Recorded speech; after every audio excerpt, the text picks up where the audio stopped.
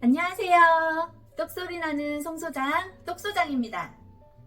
누구에게나 내 집 마련의 꿈이 있지요. 최근 몇 년 사이 급격히 오른 부동산 가격을 바로잡기 위해 규제 완화 정책 등 부동산 시장의 연착륙을 위한 규제들이 꾸준히 발표되고 있는데요. 이 부동산 완화 정책들이 과연 내 집 마련을 위한 기회가 될 수 있을까요? 지난 2023년 1월 3일 정부에서 분양가 상한제 적용 지역을 용산과 강남 3구를 제외한 전 지역에 대해 전면 해제하기로 발표했는데요. 분양가 상한제 해제가 오히려 집값 상승을 부추기는 제도가 되지 않을지 염려스러운 부분도 있지만, 한편으로는 주택 공급 시장이 확대돼서 부동산 시장이 다시 되살아나지 않을까 하는 기대감도 있습니다.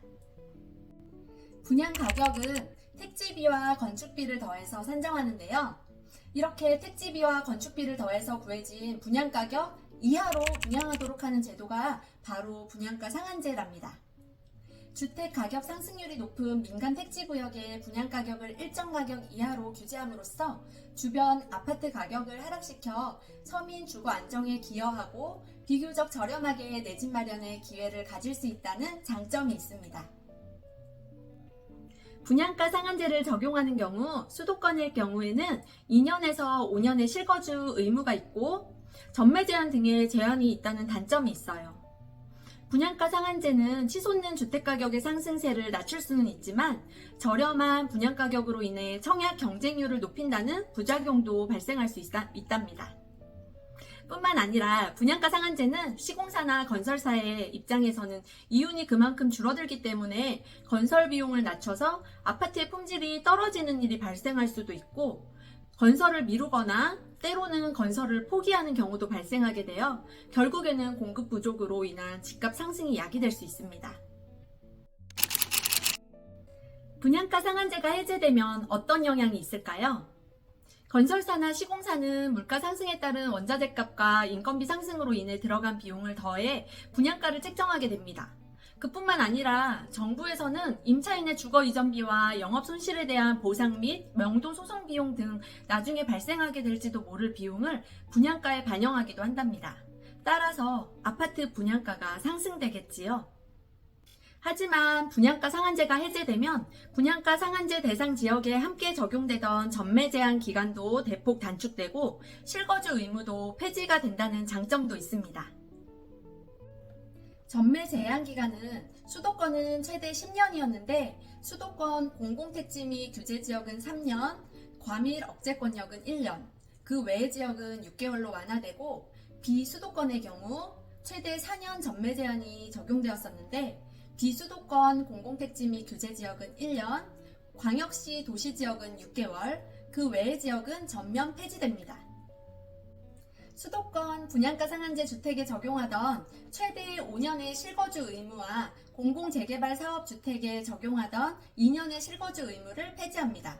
실거주 의무 폐지는 주택법을 개정해야 하는 부분인데 법 개정 전에 실거주 의무가 부과되더라도 소급 적용을 받을 수 있다고 합니다.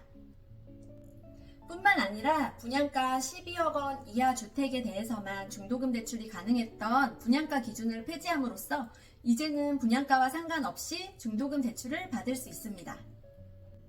또한 수도권과 광역시 등에서 1주택자가 청약에 당첨되면 2년 내에 기존 주택을 처분해야 하는 의무가 폐지되어 이제는 1주택자가 청약에 당첨되어도 기존 주택을 처분하지 않아도 된답니다. 이처럼 청약 당첨자 의무가 없어져 무순위 청약은 2주택 혹은 3주택인 유주택자도 신청할 수 있게 되었답니다.